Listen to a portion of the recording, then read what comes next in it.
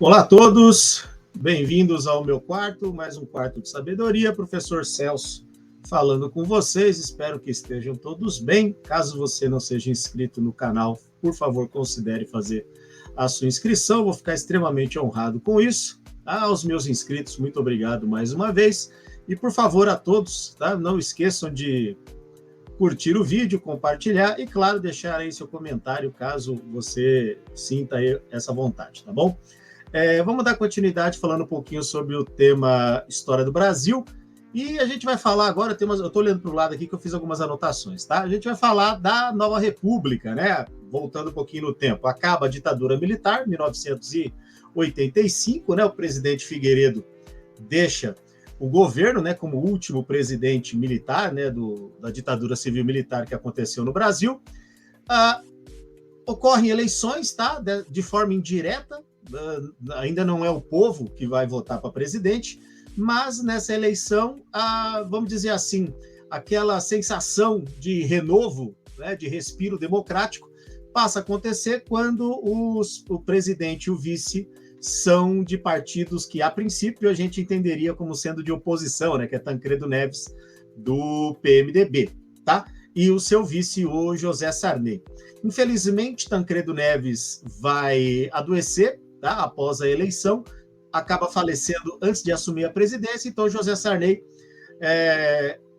ele acaba assumindo como presidente no dia 15 de março de 1985, tá? Então, o que precisava ser feito era tirar qualquer vestígio relacionado à ditadura que tivesse lá, ainda que os políticos, né, presentes ainda fossem os mesmos políticos da época da ditadura, tá? Isso não mudou muito, tá bom, galera? Só para vocês entenderem, tá?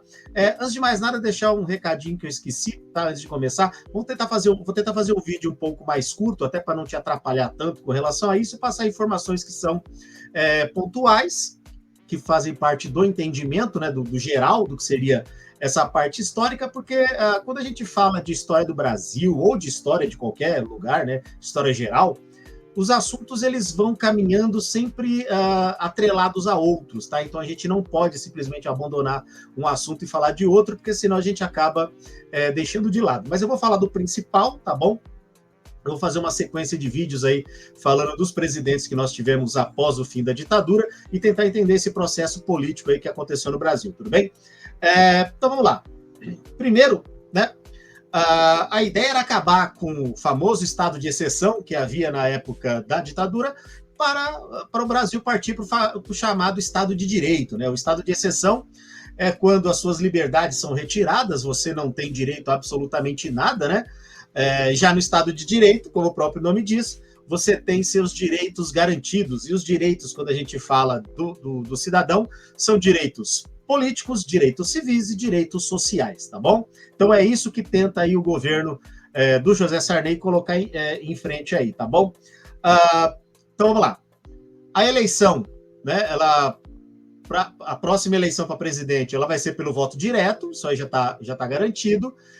Partidos que estavam na ilegalidade, principalmente PCB e PCdoB, né, partidos da esquerda, né, partidos comunistas, retornam à legalidade justamente para dar esse ar democrático, né, porque, querendo ou não, se a democracia vai começar a prevalecer no país, é necessário que todos os campos ideológicos tenham aí o seu direito de poder fazer a sua propaganda, fazer seus questionamentos e por aí vai, tá?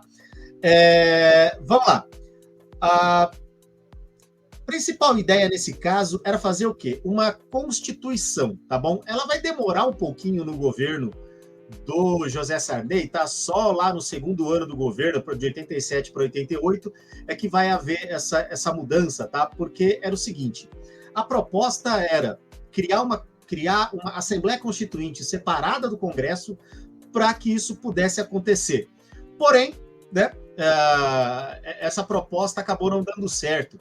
A ideia de colocar uma Assembleia Constituinte à parte do Congresso era um desejo, inclusive, de partidos voltados para as questões mais socialistas, justamente para evitar a ideia de conservadorismo que ainda estava presente no Congresso por conta dos deputados que ainda estavam lá, que eram deputados da época do governo militar, tá? Sem contar que havia senadores que ainda eram aqueles senadores chamados biônicos, né? Um terço do Senado ainda era formado por senadores que foram nomeados pelos presidentes militares. Então, tinha ainda aquela rusga de conservadorismo nesse sentido, tá? Pois bem, então o Congresso vai se transformar em Assembleia Constituinte, tá?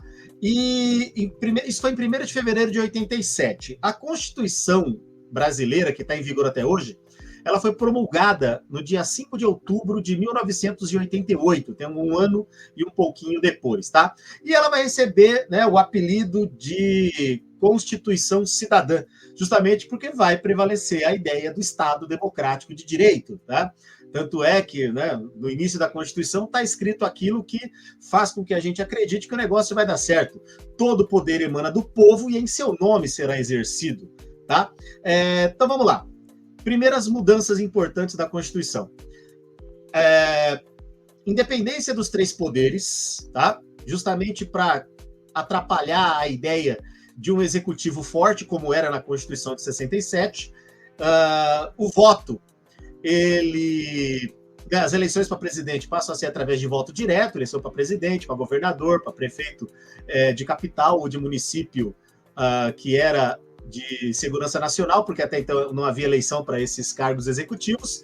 Outra coisa também, as eleições seriam diretas e em 2 turnos, tá? O voto passa a ser universal e obrigatório, ou seja, todo mundo pode votar de forma obrigatória. O voto passa a ser facultativo para analfabetos e também para jovens de 16 até 18 anos e para idosos acima de 70. Então, a pessoa acima de 70 anos, ela vota se quiser. Jovens de 16 até 18 votam se quiser e analfabetos votam se quiser, tá? Eles não são necessariamente obrigados a votar. Mas se quiser participar do processo político, é uma boa, tá? Essa ideia do analfabeto votar ou do muito jovem votar ainda carece de discussão, justamente porque existem questões principalmente relacionadas à educação, tá? Ideia de consciência política, consciência de classe, e se a pessoa não tiver isso bem formada, ela pode ser levada na conversa por alguém. Mas isso aí é um outro papo para a gente conversar depois, tá bom? Vamos lá. Outra coisa também que apareceu foi o habeas data. O habeas data é o seguinte: qualquer cidadão pode ter direito de se receber toda e qualquer informação a respeito da vida dele que esteja circulando por aí, tá? Coisa que antigamente no governo militar não acontecia, tá bom? Os militares, eles tinham informações sobre pessoas aparentemente suspeitas e subversivas para ele, essas informações ficavam lá e o próprio cara que era o investigado não tinha direito a saber dessas informações, tá?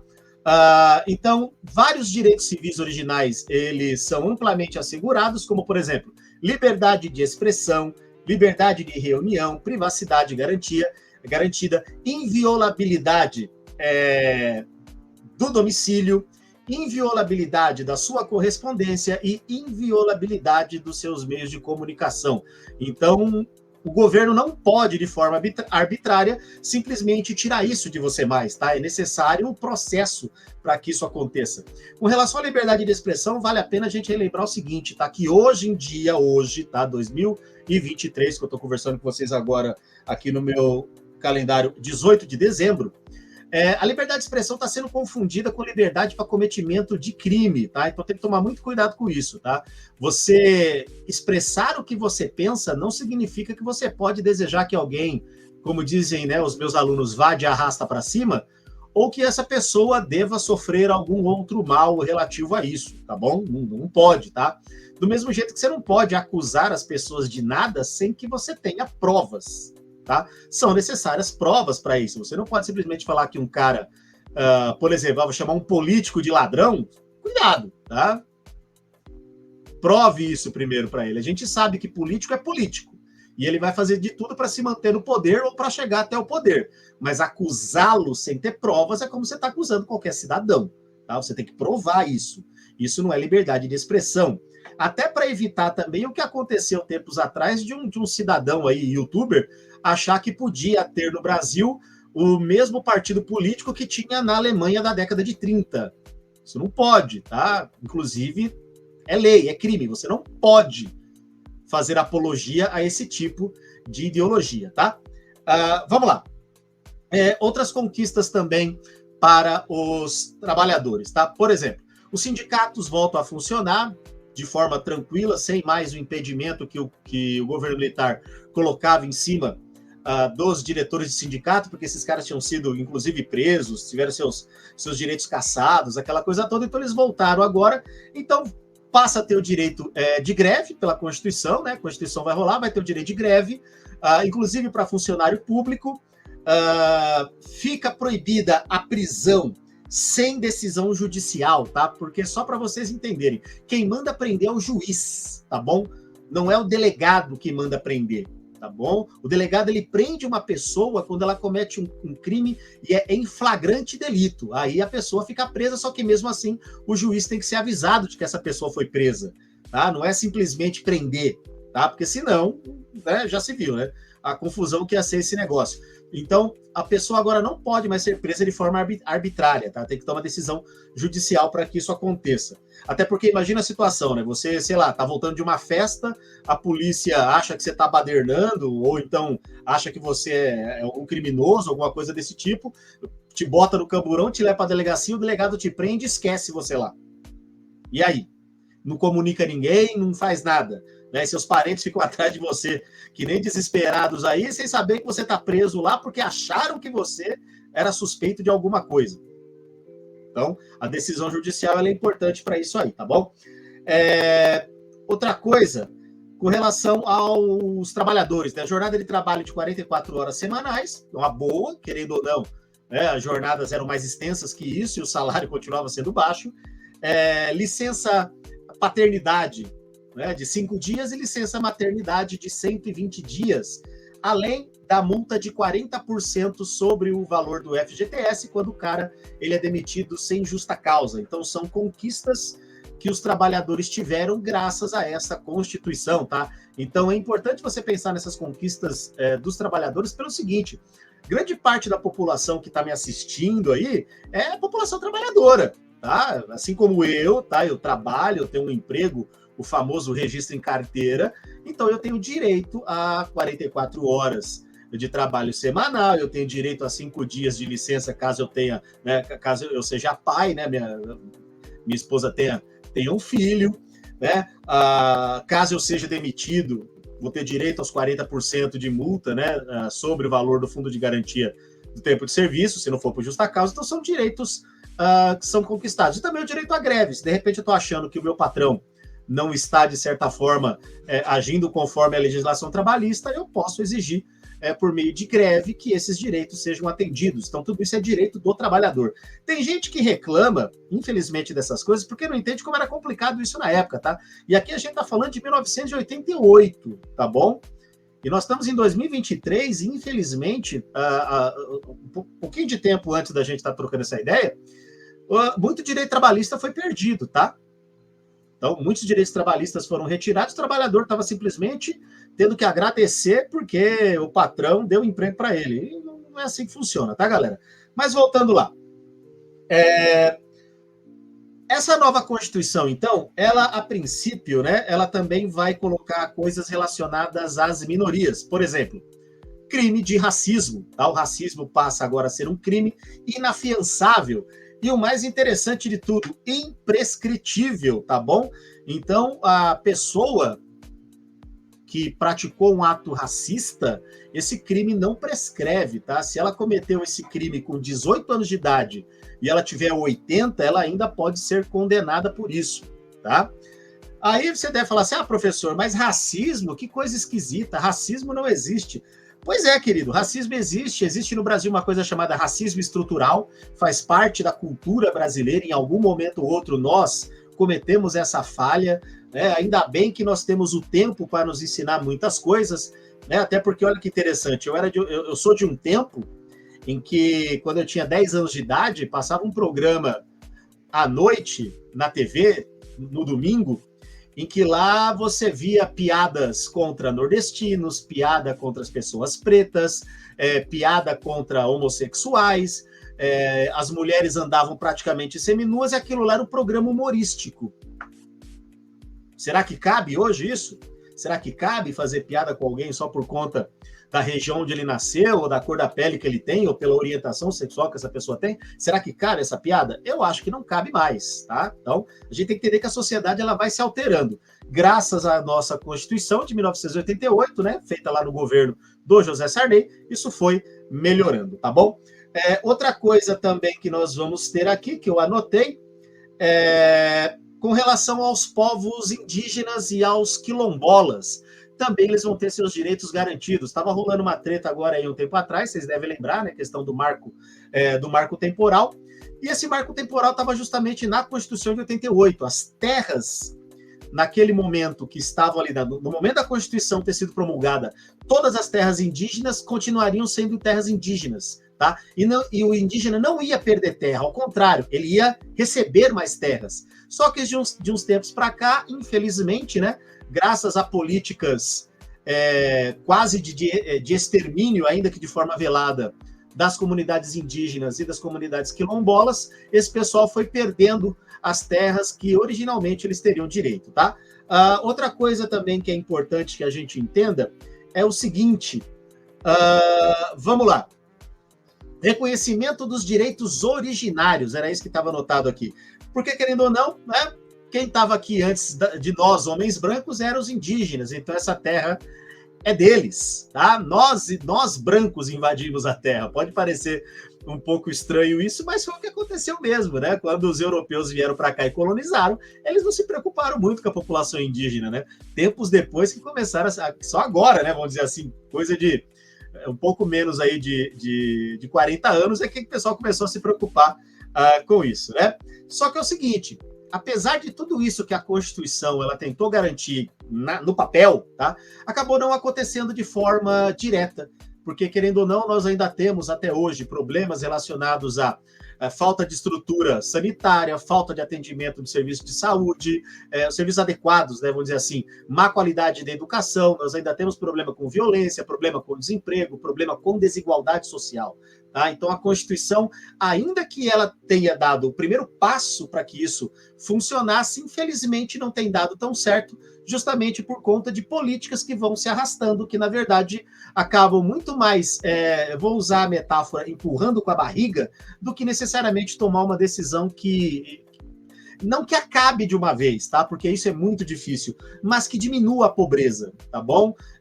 Eu sei que de 2002 até 2015, se não me falha a memória, houve uma redução na pobreza, só que já é 2002, né? Então perceba, já estava demorando esse processo, beleza? Vamos lá, falando sobre economia no governo do José Sarney, tá? Cruzeiro não valia nada, o dólar estava nas alturas, o Brasil estava com uma dívida externa impagável, os salários eram baixos, a pobreza tomava conta. Então, o ministro Dilson Funaro, ele resolve criar o plano cruzado, né? Então, o que vai acontecer? Sai a moeda cruzeiro, entra a moeda cruzado, valendo 1000 vezes mais que o cruzeiro, ou seja, para cada 1000 cruzeiros, eu tinha um cruzado. Vai rolar o seguinte, congelamento de preços, tá? E vai ter congelamento de salário também, sem antes, tá? O negócio do congelamento do salário, ele vai ter algumas diferenças, tá bom? Primeiro, os trabalhadores vão receber um abono de 8% sobre o salário, justamente para evitar perdas futuras, tá? Mas o salário permaneceria inalterado a menos que a inflação superasse 20%. Então, se no mês a inflação passasse de 20%, o que é um absurdo para os padrões de hoje em dia no Brasil, né? A inflação ao ano está dando 10% e já está todo mundo preocupado. Mas se a inflação mensal ultrapassasse os 20%, haveria um gatilho que aumentaria o salário do trabalhador acima da inflação, tá? Com o congelamento de preços, facilitou bastante a vida do trabalhador pelo seguinte, ele pôde comprar mais, né? Porque os preços não subiam mais diariamente, tá? E com o aumento do consumo, a ideia principal do empresário capitalista, e tá certo ele em pensar assim, porque querendo ou não ele visa lucro, é o seguinte, se tá todo mundo comprando, eu vou aumentar o preço. Só que não podia aumentar o preço, né? Lembra? O preço tá congelado. Então não pode aumentar o preço. Nesse momento vão surgir, inclusive, pessoas da sociedade que serão chamados fiscais do Sarney, né? Então, toda vez que um estabelecimento comercial tiver aumentando seus preços, esse estabelecimento seria denunciado, né? E aí os órgãos competentes tomariam as medidas contra esse órgão que estava aumentando de forma proibida os preços, até porque não podia subir preço. Só que é o seguinte, empresário visa lucro. E como eu falei, tá certo isso, porque ele é um empresário, tá? Só que quando a gente pensa na ideia do lucro, significa que se um cara tá ganhando, o outro tá perdendo. E trabalhador não tem lucro, trabalhador tem salário, tá? Então o que o empresário começou a fazer? Ele começou a não mais entregar os produtos. Ou ele passou a vender os produtos com um preço que era chamado de ágil, que era uma coisa fora daquela ideia de controle. Se você quiser, você vai ter que pagar um ágil. Vamos dar um exemplo. Imagina uma pessoa que compra 5 quilos de arroz. Tá? Vamos supor que naquela época o quilo de arroz custasse, sei lá, 20 cruzados. Eu não lembro direito, é da minha época, mas eu não me lembro de preços, porque eu era criança, quem comprava as coisas eram meus pais, tá? Mas imagina que custasse 20 cruzados. Como o preço não aumenta, o cara que vende o arroz, ele quer lucro. Então ele para de fornecer o arroz e você só consegue arroz se você comprar esse arroz com um ágio. Um ágio de 100%. Então, se o arroz custa 20 no mercado e não tem mais no mercado para vender, você consegue comprar o arroz em outro lugar pagando 40 cruzeiros, né? Falei reais, né? De 20 cruzeiros passa para 40 cruzeiros. O salário do trabalhador não aumentava 100%. E mesmo que ele aumentasse 100%, era porque a inflação tinha dado 80%.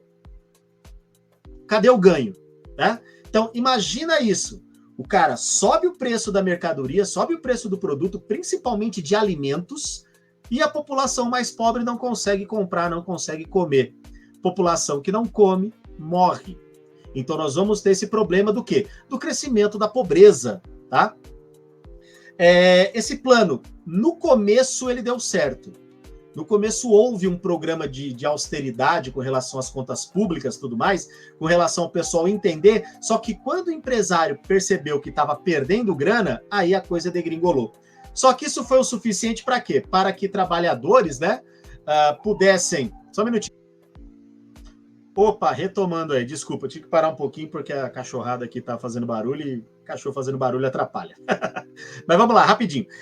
Então, o que aconteceu, né? Como esse negócio deu certo no começo, foi o suficiente para que, eu falei trabalhadores, mas não, tá? Para que políticos do PMDB pudessem concorrer às eleições para governador e conseguissem as vitórias que tanto desejavam. Tanto é que de 23 estados, né, 22 eram governadores agora do PMDB. Sem contar que 260 deputados federais eram do PMDB e 44 dos 49 senadores eram do PMDB. Então percebam que o PMDB estava criando meio que uma dinastia aí, tá? Porém, né, a contenção da inflação não deu certo, que era o objetivo do Plano Cruzado, e aí saiu o Plano Cruzado 2, e aí está anotado aqui algumas coisas. Plano Cruzado 2, aumento de preço, tá? E esse aumento de preço vai ser no combustível, vai ser na tarifa do correio, vai ser na telefonia, vai ser na energia, vai ser na energia elétrica, né? Imposto sobre cigarro, imposto sobre bebida, imposto sobre remédio. Então, tudo isso subiu, porque o governo precisava, né, fazer uma política de austeridade econômica, e essa política de austeridade que os governos fazem quase sempre é aumentando imposto, porque querendo ou não ele tem que pagar suas contas. E o governo paga suas contas com o nosso dinheiro, dinheiro dos impostos, tá? Vamos lá. Também não deu certo. Mais para frente vai surgir o Plano Bresser, tá? No Plano Bresser vai acabar com o gatilho salarial, e vai ter um aumento das tarifas públicas. Então, tudo aquilo que era do público, o rabinho do gato está passeando aqui, tudo aquilo que é aumento de tarifa pública vai acontecer e a população vai sofrer cada vez mais. Também tentaram conter a inflação e não deu, e aí vai surgir o Plano Verão, em 89, né, já quase no finalzinho do governo do José Sarney, e o Plano Verão foi o seguinte, trocou de moeda, né, porque o cruzado já não estava valendo mais nada, então tiraram 3 zeros do cruzado, e aí surgiu o Cruzado Novo, né? O Cruzado Novo, uma moeda 1000 vezes mais forte que o cruzado. E vamos lá, o que vai acontecer? Redução do salário real através de políticas que aumentavam cada vez mais os impostos e não garantiam que o salário do cara realmente comprasse aquilo que tinha que ser comprado. Desvalorização cambial, que significa que o Cruzado Novo, recém-nascido, já estava valendo bem menos que o dólar. Quase igual o que está acontecendo na Argentina, né, que teve 100% de desvalorização o peso em relação ao dólar, né? Então você imagina que a população pobre também lá está passando um veneno danado.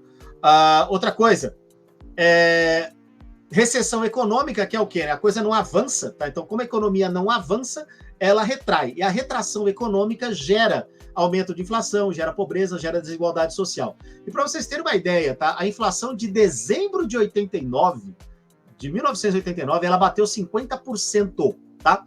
Somando o ano todo de 1989, o Brasil teve mais de 1.700% de inflação. Então o negócio não estava brincadeira, não, tá? O negócio estava complicado. Governo desgastado, não havia reeleição nessa época, tá? Vai rolar sucessão presidencial, né? Eleição em 1989, e agora com o voto do povo. Nós teremos 21 candidatos para a presidente, de mais diversos partidos, né? Os partidos ainda não faziam alianças com relação assim, a lançar um candidato único, e os principais candidatos eram, né? Pelo PRN, um partido recém-fundado na época, Fernando Collor de Mello, pelo PT, Partido dos Trabalhadores, o Luiz Inácio Lula da Silva, pelo PDT, Leonel Brizola, pelo PMDB, Ulisses Guimarães, pelo PSDB, Mário Covas, pelo PCB, né, o Partido Comunista Brasileiro, Roberto Freire, pelo PDS, né, o partido que saiu da arena, o Paulo Maluf, e pelo PFL, o Aureliano Chaves, tá? Nesse momento, a TV vai fazer um papel fundamental para eleger um presidente da República, tá? A TV, nesse caso, a Rede Globo, isso, o diretor da Globo falou abertamente isso numa entrevista, eles fizeram uma jogada de marketing, de personalismo de Fernando Collor para que ele fosse eleito presidente, justamente porque a maior ameaça lá de todos era o Lula, tá? Porque à época, né, o Partido dos Trabalhadores, né, o partido ele foi fundado em 82, se eu não me engano, tá? Ele tinha ali seus 7 anos de vida, era um partido de pautas extremamente socialistas e, obviamente, a gente pode dizer que aquele pessoal conservador, querendo ou não, a Globo, na época da ditadura, apoiou a ditadura, ela ainda não queria essa ideia de um governo de pensamento socialista. O Brasil não seria um país socialista, porque o Brasil não tem como ser um país socialista, tá? Mas um governo socialista é possível ter, tá? Não a ideologia socialista fazer parte do governo, mas um governo com pautas socialistas, isso é possível acontecer, tá? E nesse caso, teve debate político, né? Nesse debate, os candidatos foram, o Fernando Collor não foi, e quando vai para o segundo turno, Fernando Collor e Lula, e Fernando Collor participa dos debates.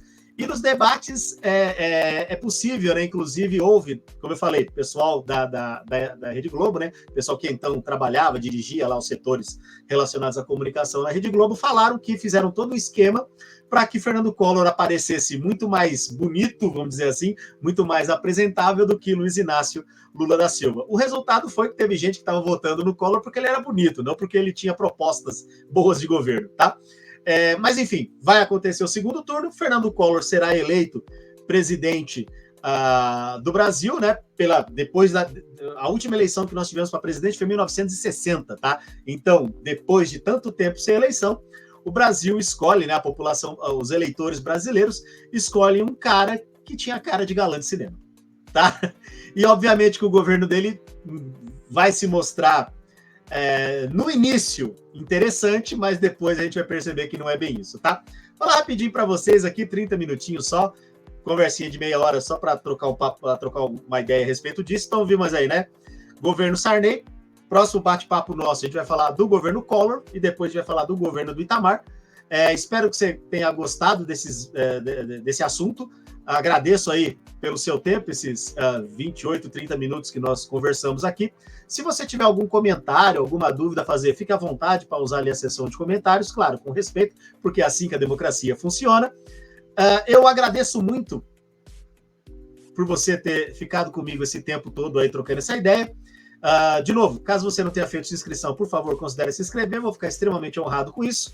Deixe seu like, né, compartilhe o vídeo e vamos espalhar a palavra do conhecimento, porque a gente sabe que conhecimento liberta e conhecimento é a chave do progresso da sociedade, tá bom? É isso, galera. Obrigado aí, um abraço.